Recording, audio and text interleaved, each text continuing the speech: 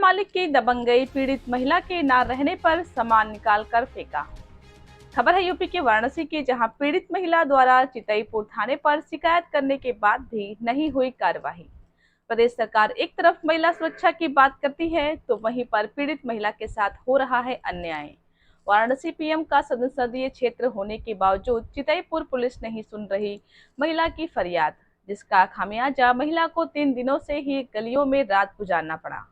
चितईपुर थाना अंतर्गत विश्वकर्मा नगर कॉलोनी में एक महिला ने किराए पर फ्लैट लिया था, जिसका एग्रीमेंट मकान मालिक द्वारा 1 साल का किया गया था। महिला ने अक्टूबर 2022 में फ्लैट लिया था और मकान मालिक लगातार महिला से किसी न किसी तरह से लगातार कुछ न कुछ पैसे लेता था और महिलाओं ने बताया कि मकान मालिक द्वारा हमसे करीब 4 लाख रुपए बैंक ट्रांजैक्शन व नगद के द्वारा लिया गया और मकान मालिक द्वारा मकान खाली करने के लिए लगातार दबाव बनाया जा रहा था। जब महिलाओं ने वाराणसी पुलिस कमिश्नर मुथा अशोक जैन से इसकी शिकायत की, तो कमिश्नर के आदेश पर कार्रवाई करते हुए चितईपुर थाने में पुलिस एफआईआर दर्ज किया गया और महिला ने यह आरोप लगाया कि अलमारी में रखा 65,000 नगद, 2 सोने की अंगूठी व 1 डायमंड रिंग, कान का 2 लैपटॉप भी गायब है।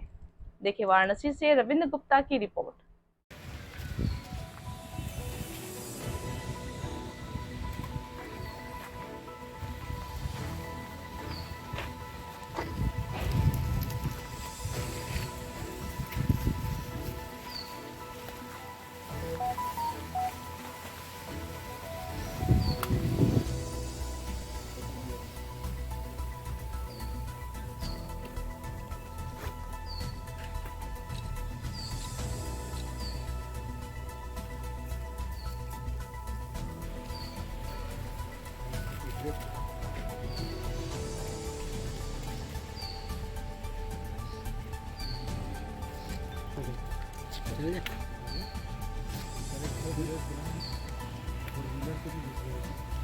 नाम निशा द्विवेदी है। निशा जी, क्या मामला है? यहाँ पे मैं अपना एक रेंट में फ़्लैट लिया था, ठीक है, और इन्होंने हम लोगों से रिपेयर के नाम पे पहले पैसा लिया 28,000, फिर गैस और इन्वर्टर के नाम पे 20,000, फिर 2 लाख दरवाज़ा बनाने के लिए, ठीक है। इसके बाद ये बोलते हैं कि हम लोगों को जो रिपेयर करना है वो इनका इंटेंशन दिखा नहीं, कभी इधर जाना है कभी उधर जाना है। इनकी चीपनेस जब दिखी, इनकी नीयत सही नहीं लगी, तो हम लोगों ने इनको आने के लिए मना किया। जैसे ही मना किया, इन्होंने हर खिड़की और दरवाजे पे 2-2 सीसीटीवी लगा दिया।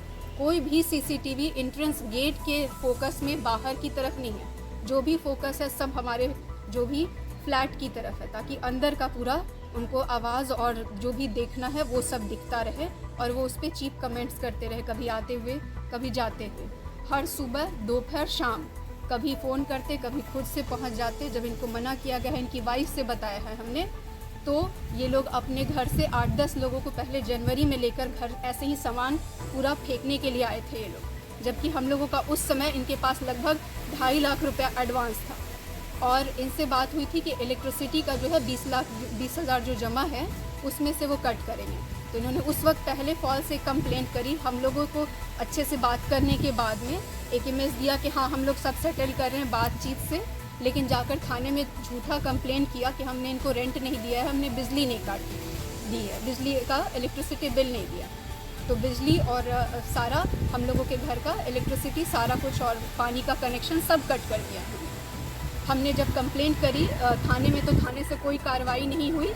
इसके बाद हम लोगों ने एसीपी को कंप्लेंट किया, डीसीपी को किया और वहाँ जो पुलिस कमिश्नर हैं अशोक जैन, तो उनके प्रेशर के बाद हमारा सुनवाई हुआ और हम पे प्रेशराइज़ करते रहे ये लोग कि हम लोग इमीडिएट घर खाली कर दें, और ये लोग पैसा वापस करने के लिए तैयार नहीं हो रहे थे, ना ही रेंट एग्रीमेंट देने के लिए। कब आपने यहाँ मकान लिया था, कितने दिन हुआ आपको? अक्टूबर से हम लेन लिया है 2022 में, और अभी हमारा लगभग 7वां महीना चल रहा है। आपका एग्रीमेंट कितने दिन का हुआ था? एग्रीमेंट इन्होंने हमसे 1 साल का कराया था, जो कि ब्लैंक पेपर पे साइन करवा के ले कर गए थे कि हम 1 दिन के अंदर आपको आज ही 1 घंटे में दे रहे हैं, और वो साइन किया हुआ हमें अभी तक 6 महीने हो गए नहीं दिया था। तीसरे महीने के बाद हमने जब कड़ाई करी है, तो ये झूठे हम लोगों पे गंदे आरोप लगाने लगे और सारा फॉल्स कंप्लेंट करने लगे। आपका सामान कब निकाला गया, क्या आपको पता चला? सामान ये लोग 2-3 बार कोशिश कर चुके थे पहले, लेकिन इनकी वाइफ और इनके परिवार से जब हमारी बात हुई तो ये लोग सब समझे और हमने बताया कि आपके हस्बैंड का और आपके जो भाई लोग हैं